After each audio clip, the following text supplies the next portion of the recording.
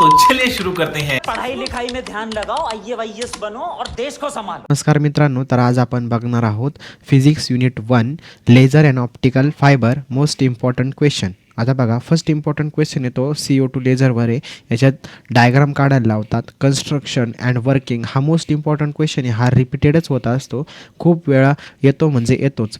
हा fix question आहे तुमचा. हा फिक्स क्वेश्चन बघू. आता डिफाईन टर्म्स आहेत, टर्म्स डिफाईन करायला. तर बघा, फर्स्ट टर्म आहे मेटास्टेबल स्टेट, दुसरी आहे पॉप्युलेशन इन्व्हर्जन आणि तिसरी आहे स्टिम्युलेटेड इमिशन. या तीन येत्या 3 मार्क्सला, बरोबर.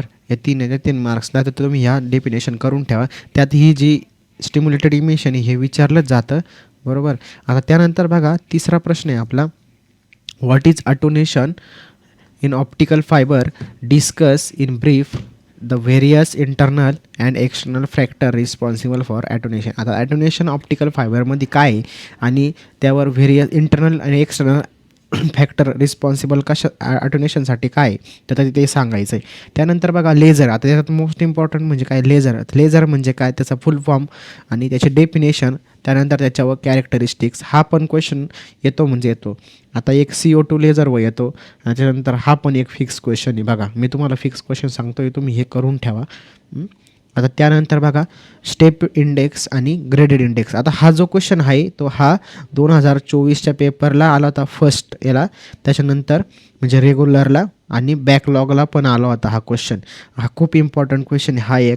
हा एक त्यानंतर ही डेफिनेशन स्टिम्युलेटेड इमिशनची आणि हे CO2 लेझर. बघा, खूप इम्पॉर्टंट आहे. आता आपण नेक्स्ट क्वेश्चन बघू.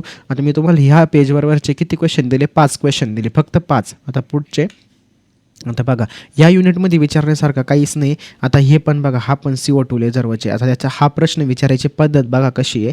आता क्वेश्चन एकच, पण विचारायची पद्धत बघा. With the help of energy level diagram explain construction and working of CO2. Confuse व्हायचं नाही, क्वेश्चन तोच आहे. त्यानंतर बघा, what is attenuation in optical fibre. मी म्हटलं तुम्हाला फक्त विचारायची पद्धत वेगवेगळे. इथं व्हेरियस आणि एक्सटर्नल आणि इंटरनल फॅक्टर हे पण विचारले जातात ॲटोनेशनवर. ह्या युनिटमध्ये विचारण्यासारखं काहीच नाही आहे.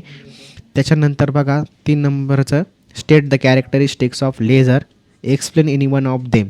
आता मी मागच्या वेळेस आपल्या मागच्या पेपरला काय आलं होतं, लेझर, व्हॉट इज लेझर, आणि त्याच्यानंतर explain any one of them brief. त्यानंतर बघा, आता मी तुम्हाला बोललो होतं मागच्या वेळेस की याच्यात स्टिम्युलेटेड इमिशनचं पण विचारलं जातात. बघा, आता यात विचारले बघा स्टिम्युलेटेड इमिशनचं. त्यानंतर सिग्निफिकन्स प्रोडक्शन ऑफ लेझर.